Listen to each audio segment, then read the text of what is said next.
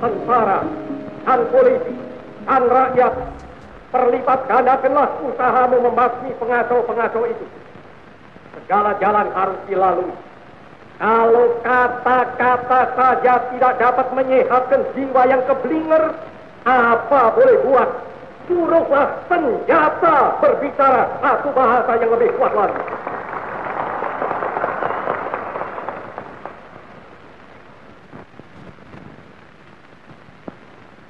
Padahal angkatan perang tidak boleh ikut-ikut politik. Tidak boleh diombang-ambingkan oleh sesuatu politik. Angkatan perang harus berjiwa, ya berjiwa, berapi-api berjiwa, berkobar-kobar berjiwa. Tapi dia tidak boleh ikut-ikut politik. Ayo bangsa Indonesia, dengan jiwa yang berseri-seri, mari berjalan terus. Jangan berhenti, revolusimu belum selesai. Jangan berhenti, sebab siapa yang berhenti akan diseret oleh sejarah. Dan siapa yang menentang corak dan arahnya sejarah, tidak peduli tiada bangsa apapun, dia akan digiling, digilas oleh sejarah itu sama sekali. Kalau pihak Belanda menentangnya, dengan misalnya tetap tidak mau menyudahi kolonialisme di Irian Barat, suatu hari akan datang, entah besok, entah lusa, yang dia pasti digiling gilas oleh sejarah. Jika mau hidup harus makan, yang dimakan hasil kerja. Jika tidak bekerja, tidak makan. Jika tidak makan, pasti mati. Inilah undang-undangnya dunia. Inilah undang-undangnya hidup. Mau tidak mau, semua makhluk harus menerima undang-undang ini. Terimalah undang-undang itu dengan jiwa yang besar dan merdeka. Jiwa yang tidak menengadah, melainkan kepada Tuhan. Sebab kita tidak bertujuan bernegara hanya satu windu saja. Kita bertujuan bernegara 1000 windu lamanya. Bernegara buat lama-lamanya. Jerbasuki Mowobeo. Sekali merdeka, tetap merdeka. Merdeka, merdeka buat selama-lamanya. Terima kasih.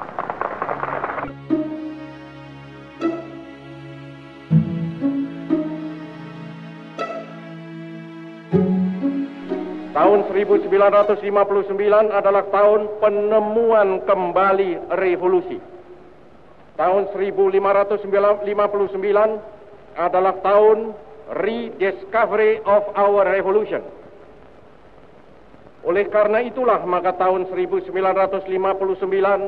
menduduki tempat yang istimewa dalam sejarah perjuangan nasional kita.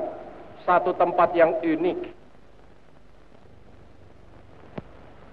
Sekarang, hei bangsa Indonesia, bangkitlah kembali. Bangkitlah kembali dengan jiwa proklamasi di dalam kalbu. Tinggalkan alam yang lampau, tetapi jangan mengeluh. Jangan mengeluh. Keluh adalah tanda kelemahan jiwa. Ya, memang alam yang lampau salah. Alam yang lampau itu kini kita rasakan seperti satu pembuangan waktu 10 tahun lamanya. Tetapi toh jangan mengeluh. Berbesarlah hati bahwa kita sekarang ini sedar dan berjalanlah terus. Sekali lagi saudara-saudara, sekali lagi, dan segala tenaga dan segala modal yang terbukti progresif akan kita ajak dan akan kita ikut sertakan dalam pembangunan Indonesia. Des tenaga dan modal bukan asli yang sudah menetap di Indonesia dan yang menyetujui, lagi pula sanggup membantu terlaksananya program kabinet kerja, akan mendapat tempat dan kesempatan yang wajar dalam usaha-usaha kita untuk memperbesar produksi di lapangan perindustrian dan pertanian. Tinggalkan sama sekali alam liberalisme. Tinggalkan sama sekali segala konstruksi-konstruksi dari alam liberalisme. Tinggalkan sama sekali Undang-Undang Dasar 50. Masuklah sama sekali dalam revolusi lagi. Pakailah Undang-Undang Dasar 45 itu sama sekali sebagai alat perjuangan. Kibarkanlah sama sekali benderanya demokrasi terpimpin. Hiduplah sama sekali secara baru. Berjuanglah sama sekali secara baru. Demikianlah boleh diibaratkan makna dentuman dekret presiden.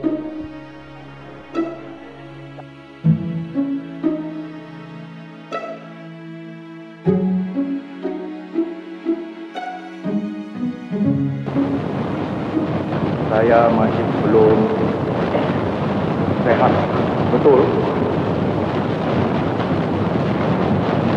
Pidato yang saya siapkan adalah agak panjang, tetapi berhubung dengan belum sehat saya akan bacakan dengan tenang-tenang, alon-alon asal kelakon. Saya minta saudara-saudara sekalian dengarkan dengan seksama. Saudara-saudara sekalian, sebagaimana biasa, maka pada tiap-tiap hari 17 Agustus saya berdiri di hadapan saudara-saudara sekalian. Ini kali di Stadion Utama Gelora Bung Karno. Sedang dahulu selalu di muka Istana Merdeka. Tetapi sekarang ini, seperti sekarang ini, pada hari ini, di Stadion Utama ini, saya berbicara langsung kepada rakyat seluruh Indonesia.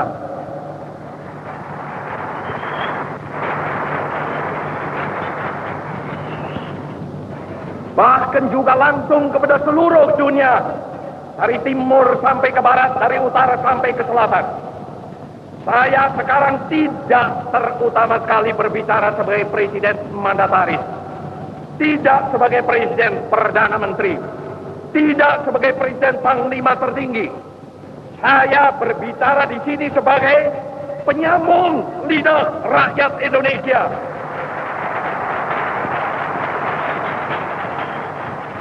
Saya berbicara di sini sebagai presiden pemimpin besar revolusi Indonesia. Dari Sabang sampai Merauke, 4 perkataan ini bukanlah sekadar satu rangkaian kata ilmu bumi. Dari Sabang sampai Merauke bukanlah sekadar menggambarkan satu geografis begrip. Dari Sabang sampai Merauke bukanlah sekadar satu geographical entity. Ia adalah merupakan satu kesatuan kebangsaan. Ia adalah satu national entity. Ia adalah pula satu kesatuan kenegaraan. Satu state entity yang bulat kuat. Ia adalah satu kesatuan tekad, kesatuan ideologi, satu ideological entity yang amat dinamis. Ia adalah satu kesatuan cita-cita sosial yang hidup laksana api unggun. Satu entity of social consciousness like a burning fire. All the social conscious men pray for our victory. Karena itu, hei seluruh bangsa Indonesia, tetap tegakkanlah kepalamu. Jangan mundur, jangan berhenti, tetap derapkanlah kakimu di muka bumi. Jikalau ada kalanya saudara-saudara merasa bingung, jikalau ada kalanya saudara-saudara hampir berputus asa, jikalau ada kalanya saudara-saudara kurang mengerti jalannya revolusi kita, yang memang kadang-kadang seperti bahtera di lautan badai yang mengamuk ini, kembalilah kepada sumber amanat penderitaan rakyat kita yang kongruen dengan social conscience of man. Kembalilah kepada sumber itu, sebab di sanalah saudara akan menemukan kembali realnya revolusi. Tetapi alhamdulillah, Tuhan menolong. Lalu kita bangkit. Lalu kita menggeledekan, kita punya stop kepada segala penyelewengan mental itu.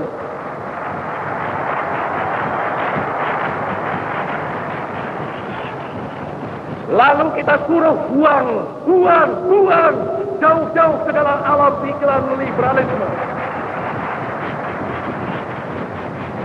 Lalu kita dengungkan semboyan baru, yaitu demokrasi terpimpin.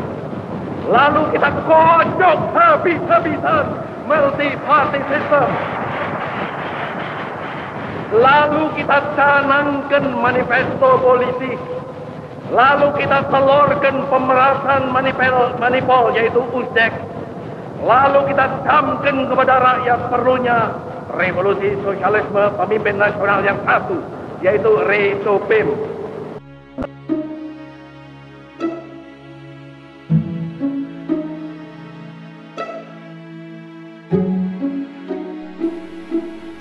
Kita bukan sekadar mengusir pemerintahan Belanda dari Indonesia. Revolusi kita menuju lebih jauh lagi daripada itu.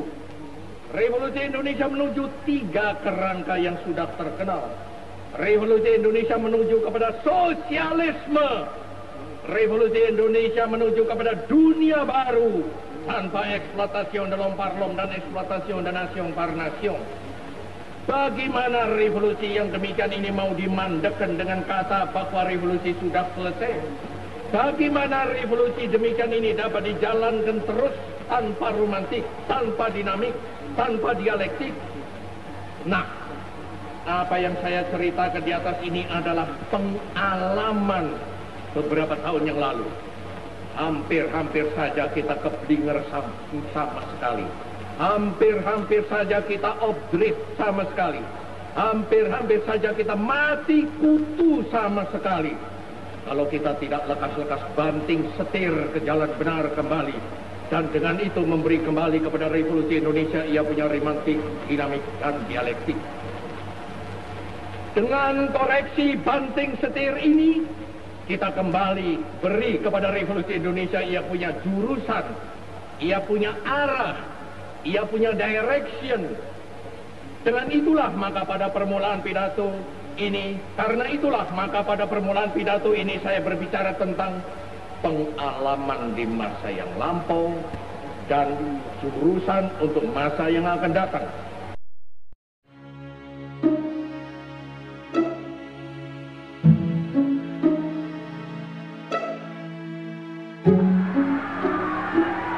Syukur kepada Tuhan yang Maha Esa bahwa Ia telah melindungi dan menuntun negara dan bangsa kita hingga kita dengan selamat telah sampai kepada hari yang berbahagia sekarang ini. Dan moga-mogalah lindungannya dan tuntunannya itu tetap dikurniakan kepada negara dan bangsa kita dalam memasuki tahun yang ke-22 dari kehidupannya dan selanjutnya. Lindungan dan tuntutan Tuhan itu sangat kita perlukan dan sangat kita mohonkan. Sebab tiada sesuatu berjalan selamat tanpa ridhonya Tuhan yang Maha Kuasa. Dan masa depan yang akan kita masuki sudahlah menampakkan gejala-gejala yang menunjukkan akan datangnya masa yang lebih berat.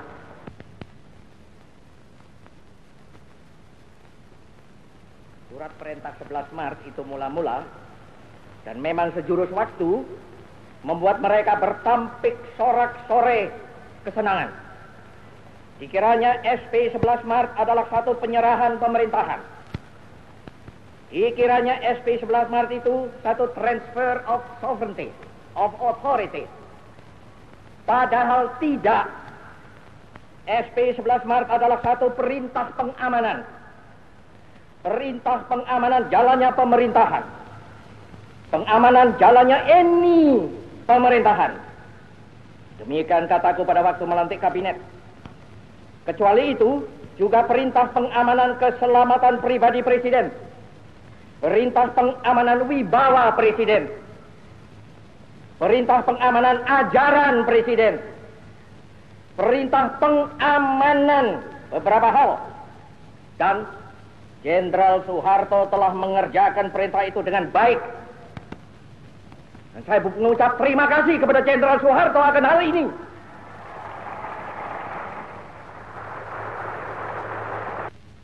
Isi jiwa kita yang sedalam-dalamnya, maka pokok intisari mandat yang saya terima dari MPRS ialah membangun bangsa, nation building, dari kemerosotan zaman kolonial untuk dijadikan satu bangsa yang berjiwa, yang dapat dan mampu menghadapi semua tantangan. Satu bangsa yang merdeka dalam abad ke-20 ini. Itulah intisari pokok daripada mandat MPRS kepada saya. Sesungguhnya toh bahwa membangun satu negara, membangun ekonomi, membangun teknik, membangun pertahanan adalah pertama-tama dan pada tahap utamanya membangun jiwa bangsa. Bukankah demikian? Sekali lagi, bukankah demikian? Tentu saja keahlian adalah perlu, tetapi keahlian saja tanpa dilandaskan pada jiwa yang besar tidak akan dapat mungkin akan mencapai tujuannya. Inilah perlunya, sekali lagi mutlak perlunya nation and character building. Sudah terang, gestok kita kutuk.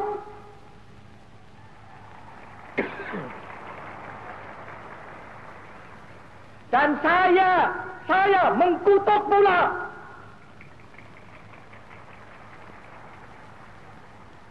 Dan seperti sudah kukatakan berulang kali dengan jelas dan tandas, yang bersalah harus dihukum. Untuk itu aku bangunkan Mahmiluk. Tetapi kenapa kita sesudah terjadinya gestok itu harus robah haluan? Kenapa kita sesudah terjadinya gestok itu harus melempar jauh beberapa hal yang sudah nyata baik? Tidak. Pancasila, Panca-Azimat, Trisakti harus kita pertahankan terus, malahan harus kita pertumbuhkan terus.